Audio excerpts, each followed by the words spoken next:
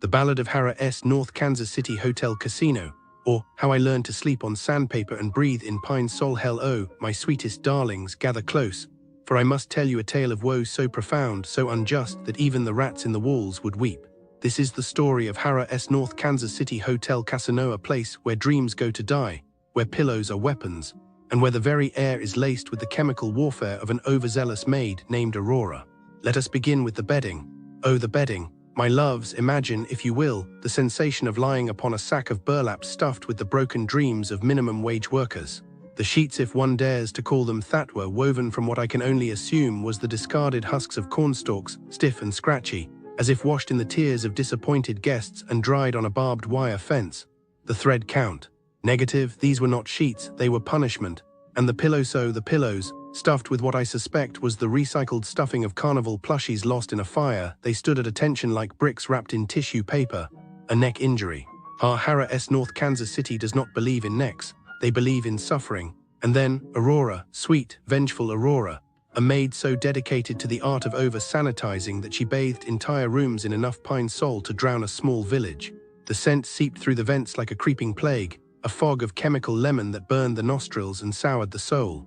When I, a mere mortal with allergies, dared to ask her to please, for the love of all things holy, stop, she rolled her eyes, the audacity, and doubled down as if her life's mission was to gaslight me into respiratory failure. But wait, the elevators. Ah yes, the great metal tombs of Harrah's, where couples go to miss their lifts and concerts and presumably the will to live. Most were broken, shocking, but the one that worked, a trap, a cruel joke, a malfunctioning metal sarcophagus that swallowed my boyfriend and I whole, holding us hostage while time ticked away and our plans crumbled to dust. Thanks Harrah's, and let us not forget the filth. The sticky floors, the stale smoke, the regret that clung to the walls like a bad perfume. The renovations were nothing more than a fresh coat of paint slapped over decades of grime, like putting lipstick on a feral raccoon. The bathroom, a biohazard, the buffet, a crime against humanity, cold food, dirty plates, flies feasting like they own the place. Disgusting. But the true tragedy, my darlings, is the betrayal. For I have stayed at other Caesars, other Harrah's places where the sheets were soft, the air was breathable, the elevators functioned.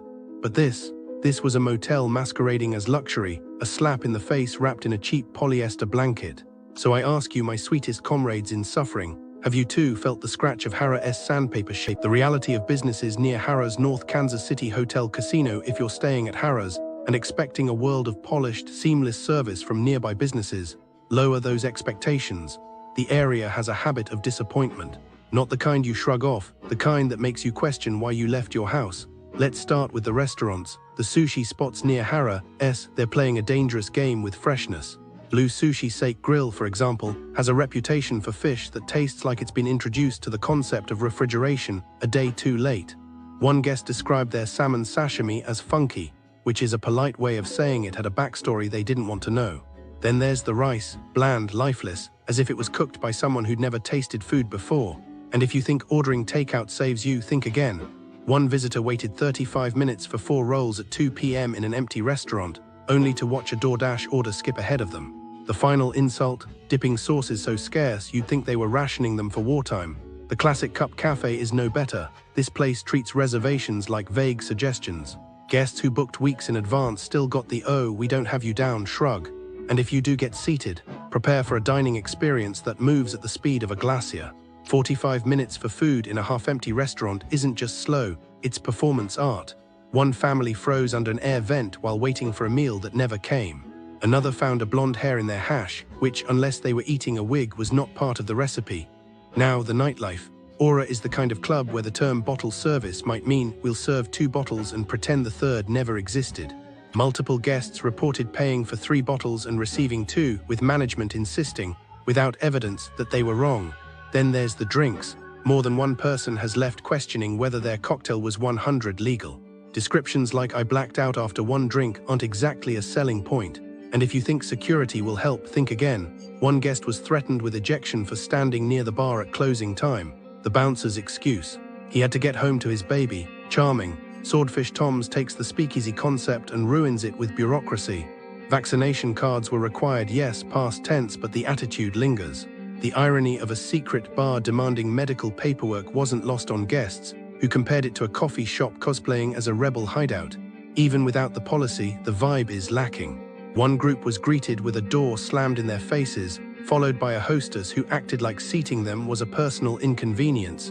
Made in KC Briarcliff, overpriced and underwhelming. The kind of place where local goods means the same red and yellow KC logo slapped on everything. It's less a shopping experience, more a reminder that you could have bought a fridge magnet online. So what's the takeaway? The businesses near Harrah's have a pattern inconsistency, indifference, and sometimes outright neglect.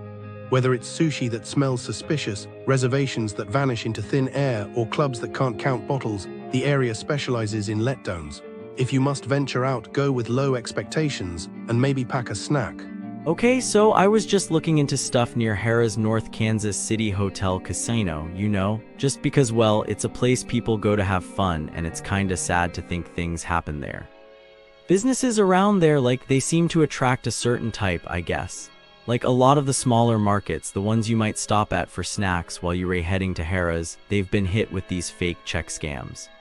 There was this one El Nopal too, a Latino grocery store. Apparently a whole group 40 people were using checks that looked real, but can you believe that, 40 people.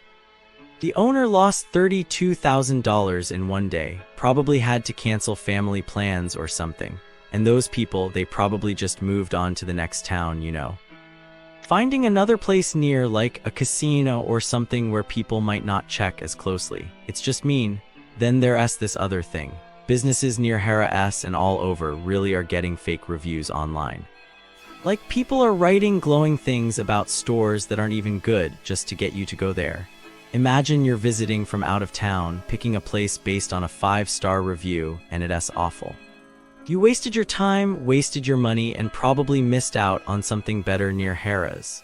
I bet the businesses doing that probably got a warning, maybe a small fine. But they probably just started using different accounts. It's like whack-a-mole, And then there was this break-in in Strawberry Hill, which isn't right next to Harrah's, but it's close enough. 2 people just broke into a store and stole thousands. It's just so pointless. I mean, what do they even do with all that cash? Probably ended up using it for bad habits or something. And the store owner? They probably felt so violated, had to deal with insurance and maybe even closed down. It's just depressing to think about. Oh, and there was this whole ring of people doing insurance fraud and auto scams. They buy houses for $500, insure them for hundreds of thousands, and then burn them down. Seriously? And they'd steal car titles too, using fake identities. It's just, how can people do that?